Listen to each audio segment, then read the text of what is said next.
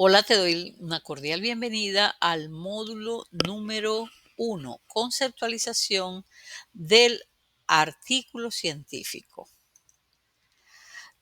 Los objetivos son los siguientes: discutir el significado y alcance que tiene la publicación de artículos científicos para un estudiante de doctorado, preparar un artículo científico tomando en cuenta cada uno de los elementos que lo conforman y distinguir cada uno de los elementos para la elaboración del artículo científico.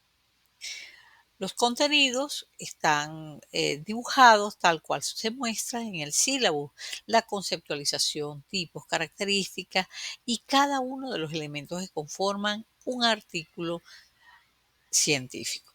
Pero ¿de qué estamos hablando? Eso no es, un artículo no es más que un documento que comunica resultados originales de investigaciones o estudios previos, de acuerdo con una metodología rigurosa y un formato estandarizado que permita su publicación en revistas especializadas.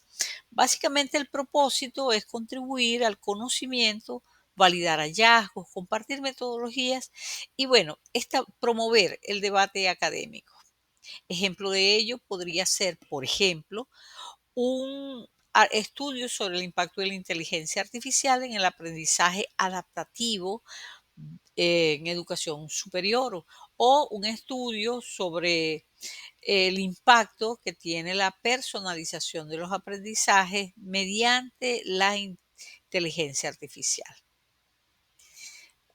¿Cuántos tipos de artículos científicos encontramos? Bueno, encontramos investigaciones empíricas, que son experimentos, se ha levantado información en el campo, ya sea a través de experimentos, encuestas, análisis de datos. Por ejemplo, si levantas investigación sobre los efectos de la gamificación en los estudiantes, podrías escribir un artículo sobre ello y obviamente hay que indicar el entorno en el cual se realiza, en este caso estudiantes de informática. Pero también tienes revisión de literatura para sintetizar la literatura existente sobre un tipo, eh, so- sobre un tema específico, identificando brechas y tendencias. Por ejemplo, las panorámicas de las metodologías de enseñanza y aprendizaje activas en el siglo XXI. Tenemos artículos de reflexión que básicamente tienen una perspectiva teórica, crítica, se presentan en áreas como filosofía, historia. No necesariamente hay que presentar datos empíricos. Por ejemplo, implicaciones éticas del uso de la realidad virtual en la formación docente. Puede ser un ejemplo de un artículo de reflexión.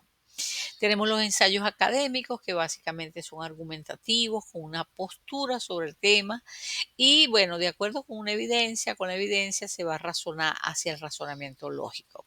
Son menos estructurados en lo que se refiere a la investigación. Por ejemplo, si quisieras reflexionar, no reflexionar, argumentar en cuanto al rol de la creatividad en el desarrollo del pensamiento crítico, podrías elaborar un ensayo sobre ello. Tenemos los resúmenes de conferencias y los congresos, abstract. Allí encontramos dos tipos de resumen. Encontramos resúmenes que son una sola página, no más de 250 palabras, pero también tenemos los resúmenes extendidos. Los resúmenes extendidos puedes presentar hasta 2000 palabras. Es una versión muy concisa de un trabajo extenso que se presenta en eventos académicos.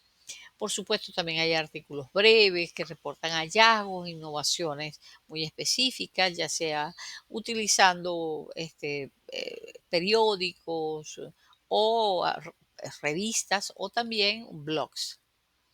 ¿Cuáles son las características clave de un artículo científico? Bueno, la claridad y precisión en el lenguaje, la originalidad, la rigurosidad metodológica, la objetividad, una estructura estándar. Se le dice INRID: introducción, materiales y métodos, resultados y discusión.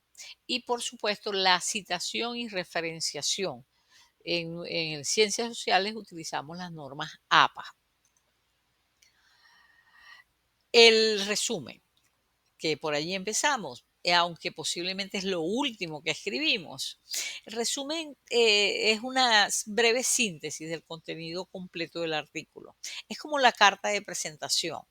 Debe tener entre 100 y 300 palabras, según lo que te indique la revista o el evento científico. ¿Qué elementos son esenciales presentar en el resumen? Bueno, ¿qué se investigó? ¿Cómo se hizo? ¿Qué se encontró? ¿Qué significa? ¿Y cuáles son los términos clave, las palabras clave para que sea indexado en las bases de datos? ¿Cómo escribimos un resumen? Bueno, primero hay que escribir todo el artículo. El resumen se redacta al final, una vez que ya todo está listo. Identificamos entonces del artículo los puntos claves, el IMRID que hemos indicado anteriormente. Redactamos con precisión, de manera directa, para no excedernos en el número de palabras. Revisamos y pulimos. Y bueno, ejemplo de ello podría ser, fíjate, colocas el propósito, luego el método, resultados y conclusiones. La introducción. Fíjate que luego del abstract tenemos la introducción, que básicamente tiene como finalidad contextualizar el estudio, establecer su relevancia de una manera clara acerca del problema.